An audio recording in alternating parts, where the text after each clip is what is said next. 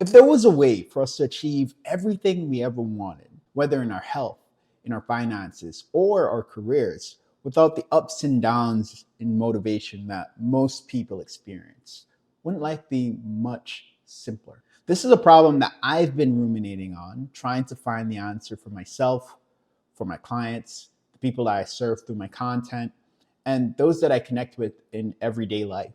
And the question is, how can we boost our motivation and maintain it at a high level?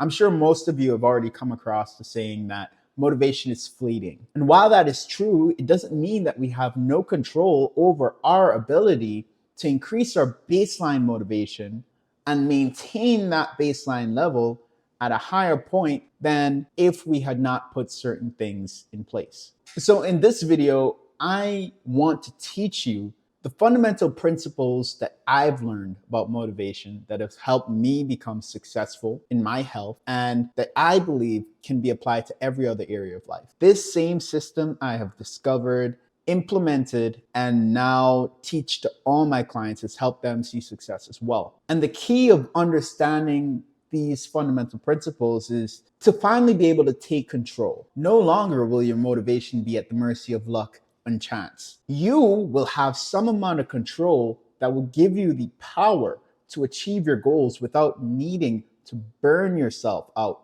fighting the uphill battle of discipline. Because the truth is that the people that are the most disciplined are not using discipline as much as you might think. The real key to success, or part of the key to success for them, is being able to increase their baseline motivation and maintain it at a higher point as compared to if certain things were not in place. And I'll teach you how you can be able to make that the situation for yourself as well.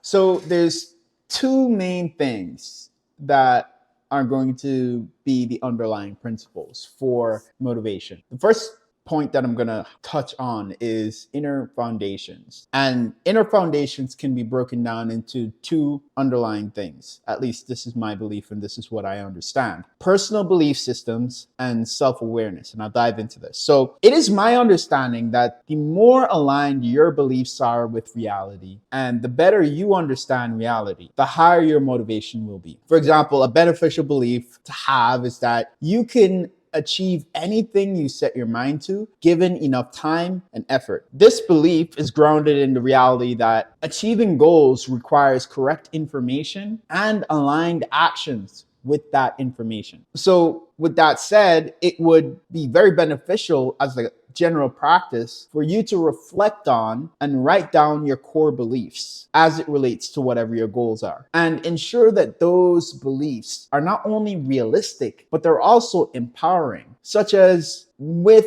the right effort and time, I can achieve my goals. And I believe that to be a fundamental truth that everyone can and should adopt. And I'll give you an example. Consider how successful people push boundaries. And when I say push boundaries, I mean they achieve something that has never been done before. They often combine pieces of information in new ways, either through experimentation or just sheer willpower and persistent effort. And given enough time, this creative process leads to breakthroughs. And the caveat to this is that the human lifespan, give or take, averages somewhere around 75 years. So it is crucial to use our time wisely. But let's say if we have an infinite life, all we need is time and effort, and we can basically do anything. If you have that core belief, it would serve you more than if you were to believe that something is indeed impossible. No, anything is possible. All you need is time and consistent effort. And I'll give you another example. If you believe that you cannot lose a significant amount of weight, whether that be due to your genetics, due to your hormones, due to your family history, food environment, whatever it is, then you are working against yourself. And if your goal is to lose weight, how does that belief serve you? And this is the important part.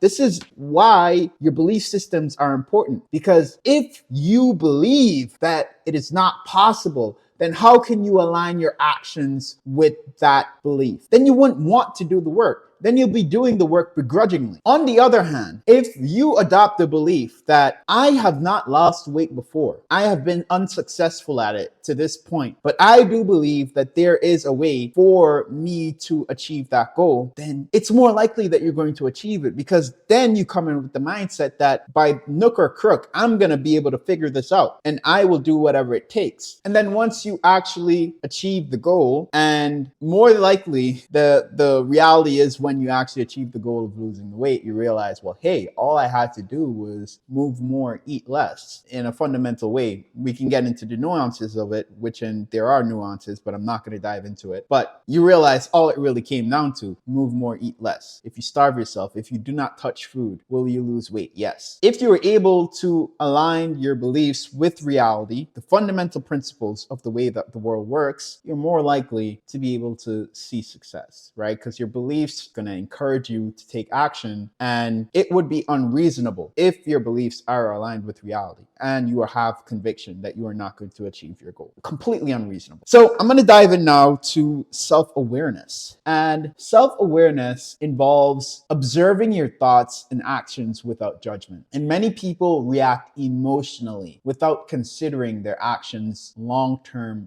impact. So as a practice, it would be beneficial for us to engage in what we call mindfulness techniques. And these techniques are really, as I understand them, you're trying to be an observer of yourself. So in a moment, in meditation or perhaps in journaling, you want to become more aware of your thoughts and behaviors so that at any instant you can have an emotional reaction, and under normal circumstances, your impulse would be to do something. So example, you feel stressed, your impulse is to grab a Snickers bar, or you feel bored and your impulse is to grab a bag of Cheetos because it fuels some amount of entertainment that prevents you from feeling that sense of boredom. Once you're able to recognize these triggers, you can then choose to replace the unhealthy habits with a better alternative. So for example, with my clients, whenever we identify that they have the habit of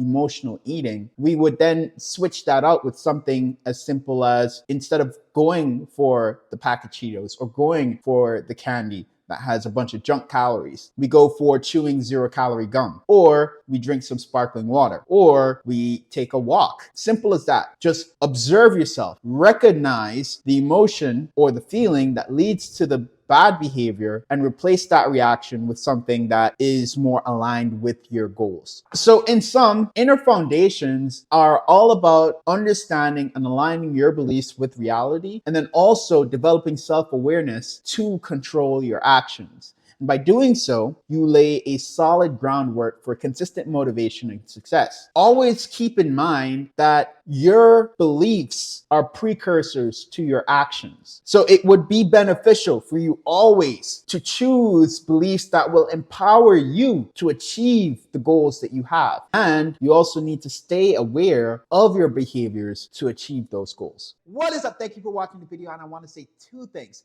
Please like it so that the algorithm can push it to more people so they could get the value as well. And then two, subscribe so that you're the first person to know when a new video drops so that you can achieve the health and lean body of your dreams. Moving on to the second point of control that we have over our baseline levels of motivation, and that will be our external influences. This might be a bit alarming to some because many people believe that we have no control over our external influence. This is not entirely true. While we can't control other people or random occurrences in our lives, we do have control over where we live, how we set up our environment, and what we choose to expose ourselves to. That said, it would be a good practice for us to choose our living environment carefully. Where you live can have a significant impact on your motivation and your lifestyle.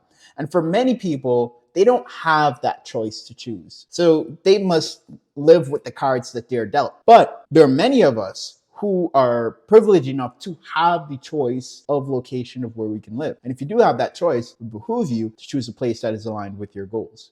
I'll give you an example. I grew up in the Caribbean and I did my undergrad, my bachelor in pharmacy in South America, in a country ranked as one of the poorest in the Western world. The environment there was challenging. It was abundant with crime, a lot of political instability, and living in such an environment can be demotivating and unsafe, especially if you're someone who is vulnerable. Now, for me, I didn't have that much to fear because I'm a big blackjack guy. There's not a lot of people who would look at me and be like, oh, I'll take advantage of this guy. If you were not someone like myself, it's not a very motivating place. That said, what type of environment do you think that you would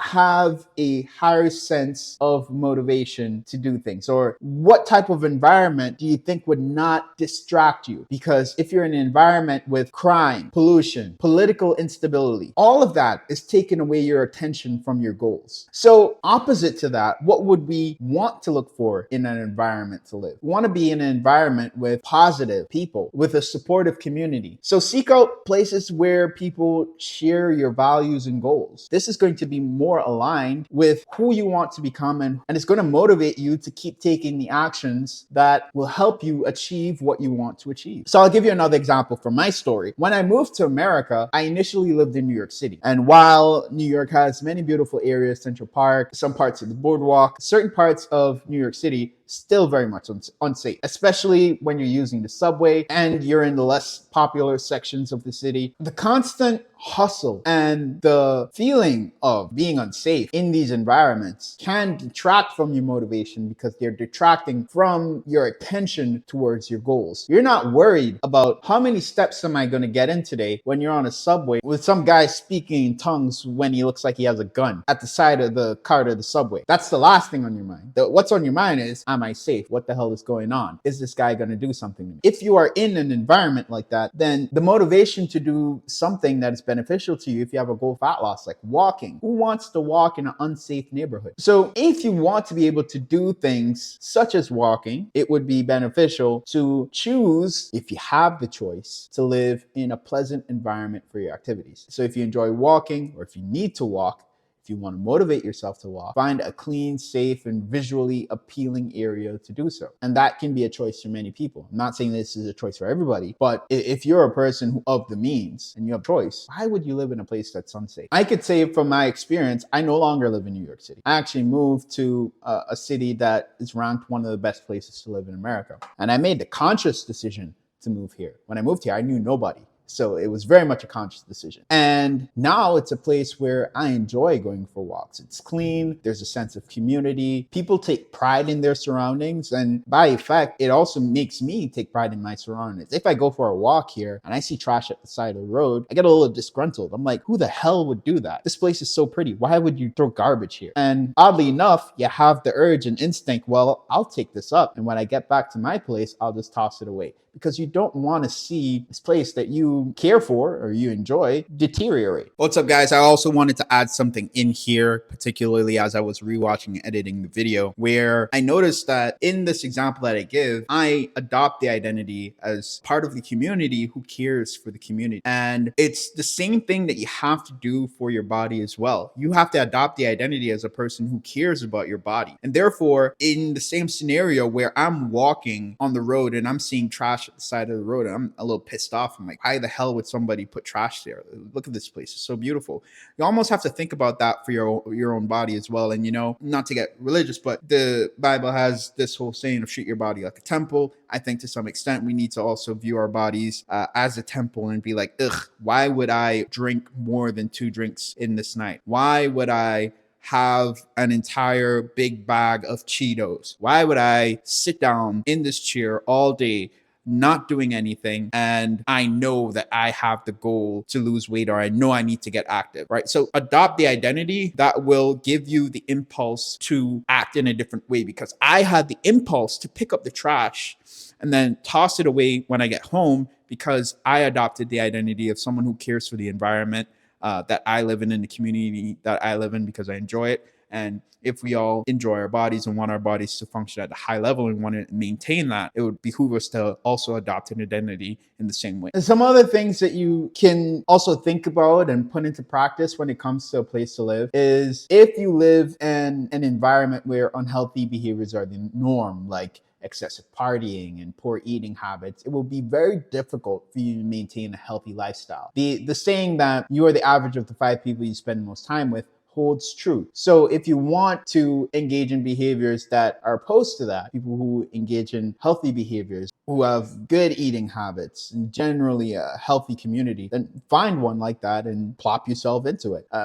Also evaluate your social circle, right? Spend more time with people who encourage and support your healthy habits and goals. And this can be very difficult because I believe that the number one thing that holds people back from being able to achieve their goals is their social circumstance. And this is just my belief, that people can't remove themselves from the social environment that is holding them back. And a big reason why is that when you finally choose to remove yourself and achieve something that is important to you, but in some sense would have you progress more than the people that you are leaving behind, then they are going to look at you funny. And then you get this feeling of, I don't want them to look at me funny.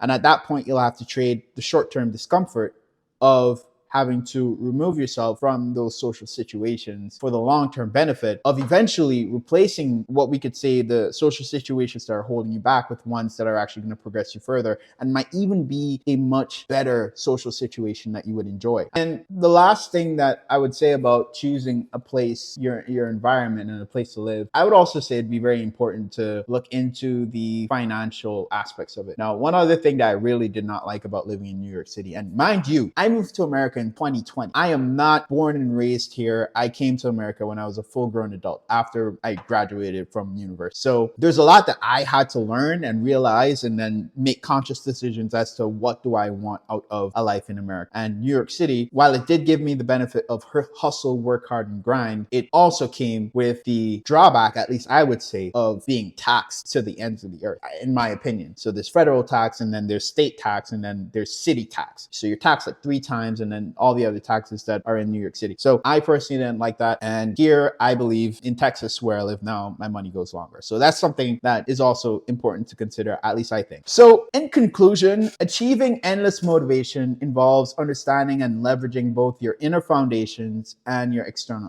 With your inner foundations, you start by aligning your beliefs with reality and cultivating self-awareness, reflect on your core beliefs, set realistic and empowering goals, and build consistent habits that are aligned with those goals. And within all of that, you need to practice mindfulness and observe and adjust your behaviors, ensuring that they align with your objectives.